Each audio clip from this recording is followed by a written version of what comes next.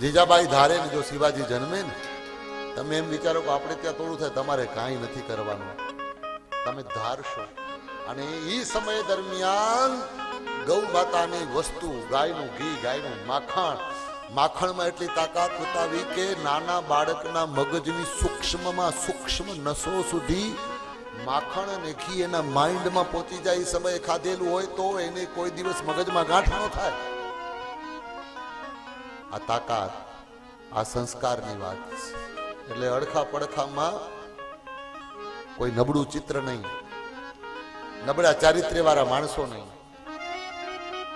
તો સીતાજીના પડખામાં વિદ્વાન બ્રાહ્મણ પત્નીઓ રહેતી હતી, એની સાહેલીઓ પણ કેવી. ખાસ તમે તમારા સંતાનોના સર્કલની વિશે તપાસ કરજો કે તમારી દીકરી તો બરાબર છે, પણ દીકરીની બહેનપણીઓ કોણ કોણ છે. તમારા છોકરાને પૂછજો, તારા ભાઈબંધનું લિસ્ટ આપજ રાખ, અને જેટલા ભાઈબંધુ હોય ને એને તપાસજો, એના બાપાને તપાસજો, એના દાદાને તપાસજો, એના પરદાદાને તપાસજો.